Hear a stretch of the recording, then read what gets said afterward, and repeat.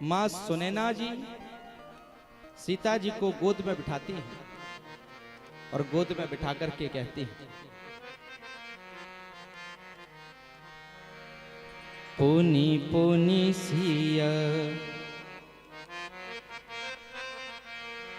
गोद बैठा, pony pony Siya गोद कर दे, पोनी पोनी सिया गोद कर दे, दे आशीष सिखावन दे, दे आशीष सिखावन दे, हो ये उसतत पियाई प्यारी, हो ये उसतत पियाई प्यारी, पियाई प्यारी, यही बात आशीष हमारी, यही बात आशीष हमारी।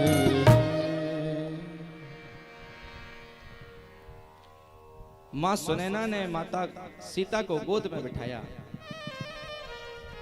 और बार बार समझा रही है कि देखो सीता, हमने तुम्हारा कन्यादान कर दिया है, और जब कोई माँ बाप बेटी का कन्यादान कर देते हैं तो फिर तुम पराए घर की हो जाती। जिस घर में जाओ उसको अपना समझना,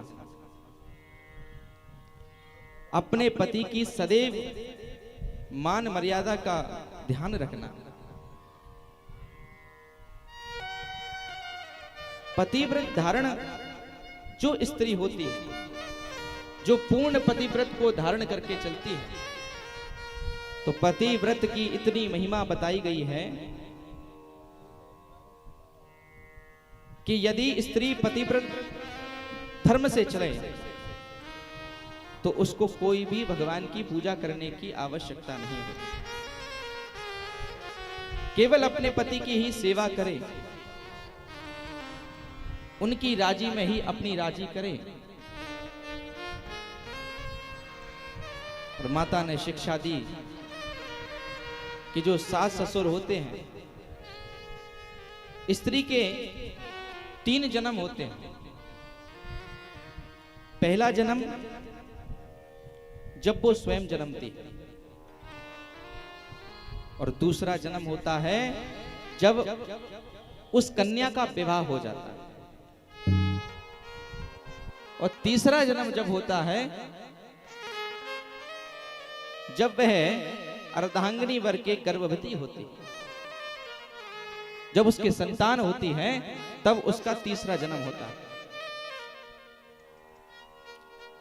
और जो अपने बच्चों को शिक्षा दे सकती है, हर एक बच्चे के जीवन में पहली प्रथम मां के रूप में उसकी गुरु होती है।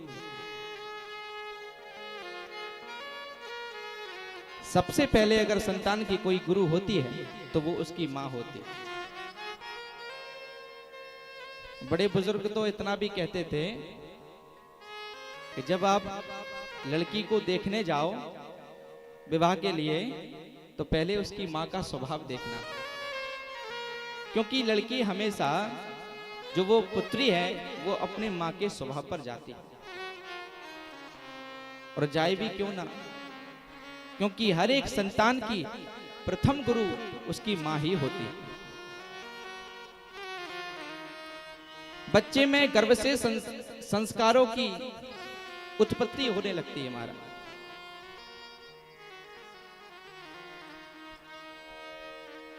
चारों पुत्रियों को शिक्षा दी।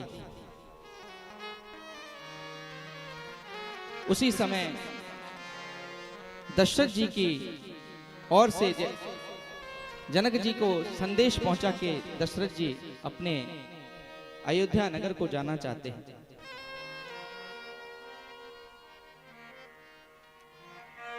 संदेश पाकर जनक जी ने महल में जाकर सभी को ये कहा कि बारात की विदाई का समय आ गया है। और राजा जनक